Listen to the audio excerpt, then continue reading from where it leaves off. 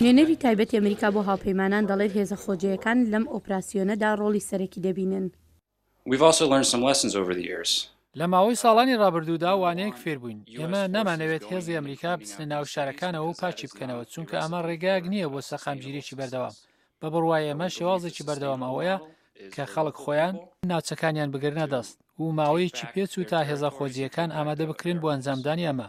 بەڵام پێم وایە بە ئێستا دەبینین کە دەستمان بە هەندێک کار کردو و ئەمەش بەردەوام دەبێت.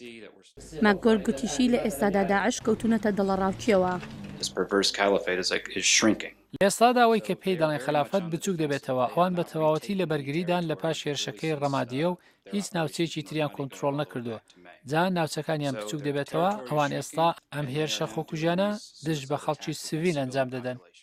ماگۆرگ دەشڵێت هێزی هاوپەیمانان ڕۆژانە هێرشی ورد دەکەنە سەر شاری مووسڵ و کۆمەڵێک زانیاری وردمان لە خەڵکی لە ناو شارەکەەوە پێدەگات. هاوکات فەرماندەی هێز ئاسمانەکانی عێراق لە لێدوانێکدا بۆ دەنگی ئەمریکا ڕایگەیاند ئەو نووسراوانەی کە لە ڕێگەی فڕۆکەوە بەسەر ئاسمانی مووسڵدا فڕێدراونەتە خوارەوە بەشێکە لە پلانی کۆنتترۆلکردنەوەی مووسڵ و دەرهێنانی لە بندەستی داعش.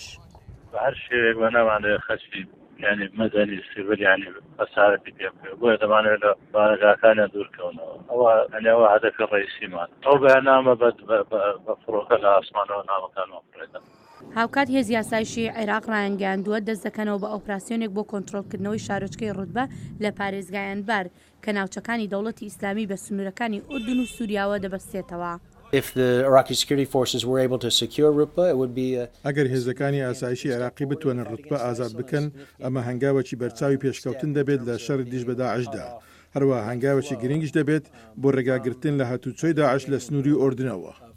سەرباری ئەم هەوڵانە فەرماندەی پێشووی لەشکری ئەمریکا ژەنڕال مارک هارتلینگ لە دیمانەیەکدا لەگەڵ کەناڵی CNN ڕایگەیان لەو بڕوایەدانیە ئۆپراسیۆنی کۆنتترۆلکردنەوەی شاری مووسڵ لەم ساڵدا ئەنجام بدرێت.